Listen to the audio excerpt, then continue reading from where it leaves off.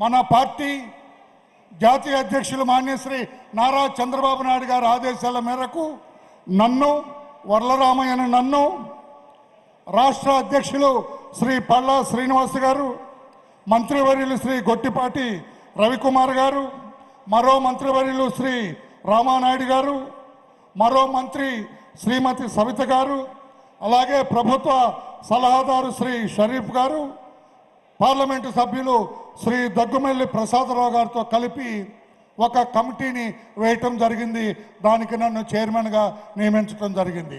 సంస్థాగత ఎన్నికల ప్రక్రియ ప్రారంభించాం, చాలా వరకు పూర్తయినాయి. ఈనాడు ఈ మహానాడు సందర్భంగా మన పార్టీ జాతీయ అధ్యక్షుల వారి ఎంపిక ప్రజాస్వామ్యయుతంగా జరగవలసి ఉంది. ఆ ఎన్నికల నోటిఫికేషన్ ఈ రోజున ఇప్పుడు రిలీజ్ చేస్తూ ఉన్నాం.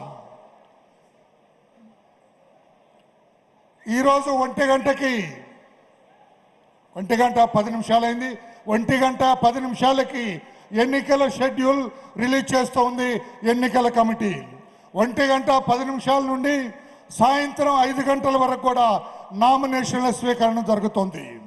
రేపు 10 గంటల నుంచి 12 గంటల వరకు నామినేషన్ల పరిశీలన, తదుపరి ఆమోదిత నామినేషన్ల ప్రకటన జరుగుతుంది. 12 గంటల నుంచి 2 గంటల వరకు నామినేషన్ల ఉపసంహరణ, తర్వాత అభ్యర్థుల జాబితా ప్రకటన జరుగుతుంది. మధ్యాహ్నం 2 గంటల నుంచి రేపు మధ్యాహ్నం 2 గంటల నుంచి సాయంత్రం 4 గంటల వరకు ఎన్నికలు జరుగుతాయి. 4 గంటల తర్వాత ఎన్నికల ఫలితాలు మీ ముందు ఉంచడం జరిగింది. మా ఎన్నికల కమిటీ తరఫున మీ అందరికీ విజ్ఞప్తి చేస్తున్నాం.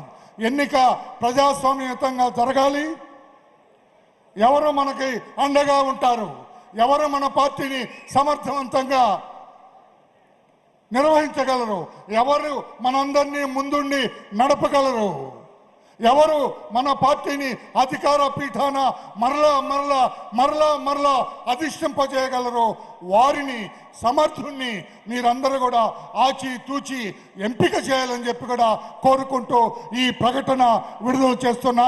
పక్కనే ఎన్నికల కార్యాలయం ఉంది.